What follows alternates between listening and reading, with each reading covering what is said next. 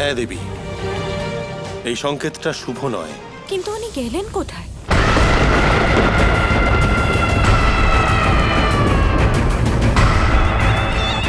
আমার পরম ভক্তের সাথে দেখা করতে।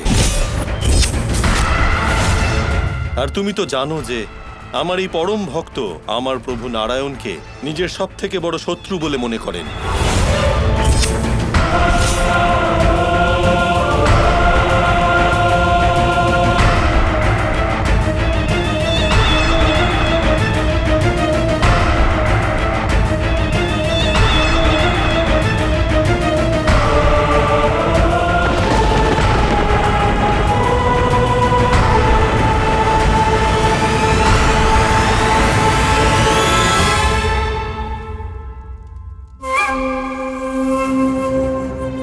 প্রণাম ভ্রাতা শুক্রাচার্য। ভগিনী অলক্ষ্মী, শেষ পর্যন্ত তোমার সঙ্গে দেখা হবার সুযোগ পেলাম আমি। আমি জানি যে তুমি তোমার ভগিনী লক্ষ্মীকে পরাজিত করতে চাইছো। আমার ইচ্ছের ব্যাপারে তো সকলেই জানেন ভ্রাতা। আপনি কি করতে চান সেটা বলুন। লক্ষ্মীর সাথে আমার কোনো বিবাদ নেই, কিন্তু নারায়ণ, তিনি আমার সবথেকে বড় শত্রু। আমার মতে তোমার রাধা আর কৃষ্ণের ঐক্যকে প্রতিস্পর্ধা জানানো উচিত। কৃষ্ণ রাধাকে কখনো পরাজিত হতে দেবে না। সে কোনো না কোনোভাবে তোমার প্রত্যেকটি চেষ্টাকে ব্যর্থ করে দেবে।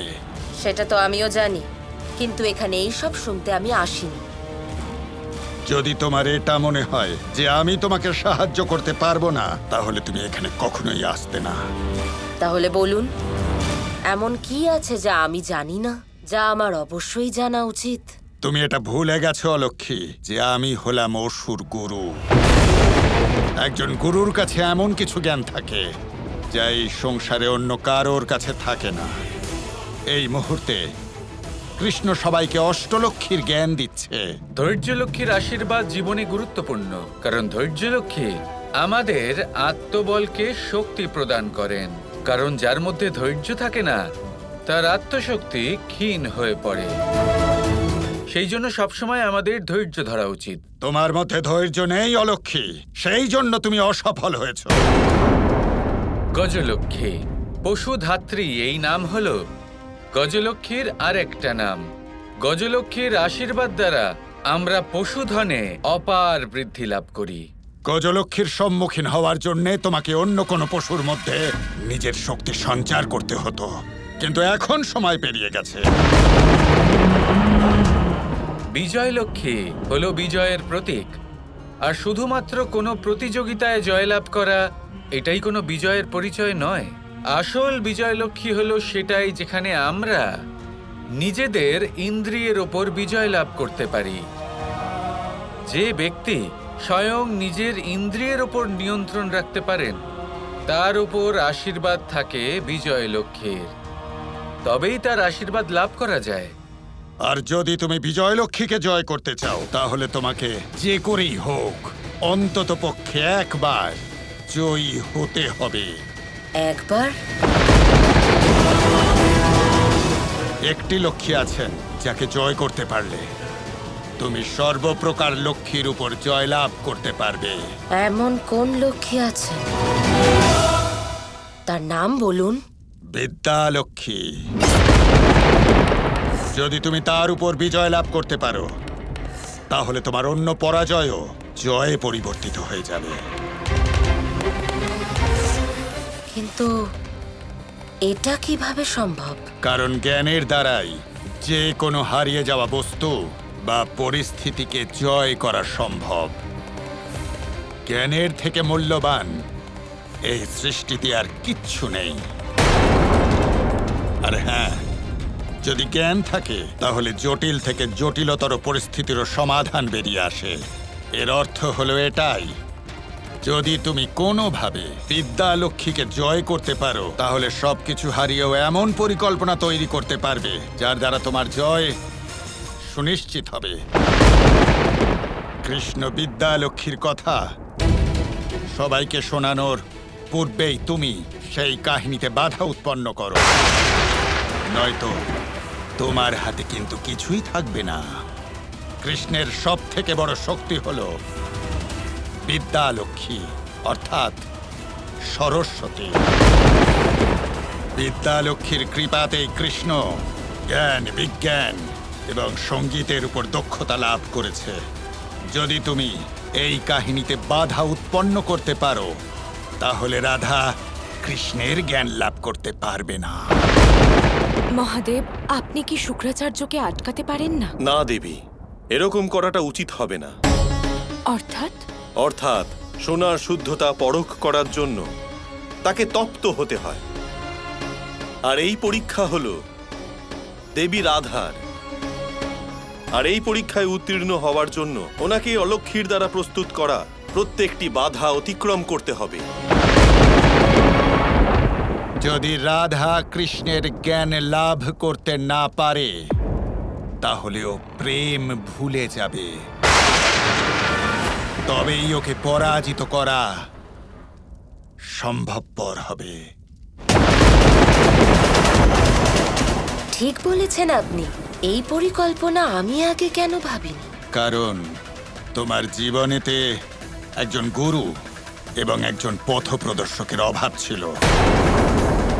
আর যখন এখানে এসেই গেছো, তখন একজন গুরুর গুরুত্ব তুমি বুঝতে পেরে গেছো নিশ্চয়ই, অলক্ষ্মী। আচ্ছা, তার অর্থ হলো এটাই যে বিদ্যার এই আড়াই অক্ষর দ্বারা প্রেমের এই আড়াই অক্ষরকে পরাজিত করা সম্ভব। এবার যখন বুঝতে পেরেই গেছো, তাহলে আর সময় নষ্ট করো না অলক্ষ্মী। যত শীঘ্র সম্ভব কাহিনীতে বাধা উৎপন্ন করো। ধন্যবাদ ভ্রাতা শুক্রাচার্য। আপনার সহায়তার জন্য আমি অনেক উপকৃত হলাম। আমি সরস্বতীর জ্ঞান দ্বারকাবাসীর কাছে কিছুতেই পৌঁছতে দেব না। আর রাধার মন আর মস্তিষ্ক থেকে প্রেম ভুলিয়ে দেব।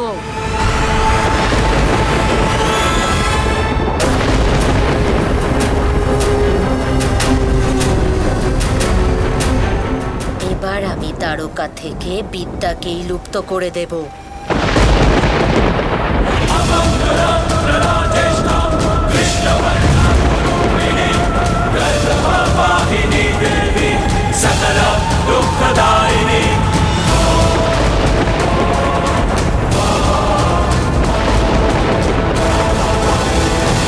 এবার আমরা আলোচনা করব অষ্টলক্ষ্মীর সবথেকে গুরুত্বপূর্ণ রূপের বিষয়।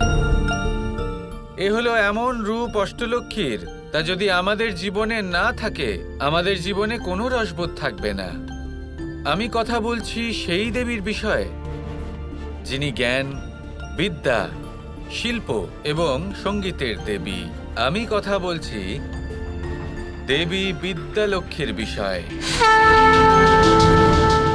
আপনারা সকলে এই কাহিনীটি অত্যন্ত মনোযোগ দিয়ে শুনুন, বিশেষ করে তুমি রাধা। হ্যাঁ হ্যাঁ কৃষ্ণ, নিশ্চয়ই। আমিও বিদ্যালক্ষ্মীর কথা মন দিয়ে শুনতে চাই।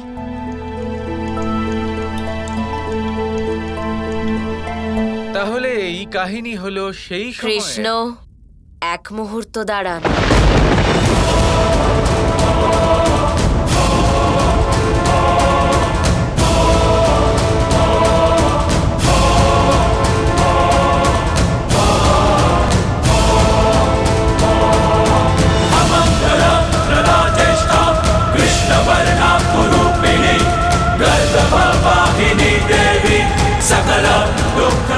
জ্যেষ্ঠা, আপনি হঠাৎ করে কৃষ্ণকে বাধা কেন দিলেন? বিশেষ কারণ আছে? কৃষ্ণ সকল লক্ষ্মীর কথা শুনিয়েছেন, কিন্তু বিদ্যালক্ষ্মীর ব্যাপারে এখনো শোনা বাকি আছে।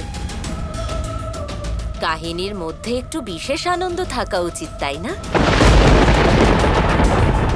কিন্তু আপনারা সবাই কি জানেন যে কৃষ্ণ বিদ্যালক্ষ্মীর দ্বারা বিশেষ আশীর্বাদ লাভ করেছেন?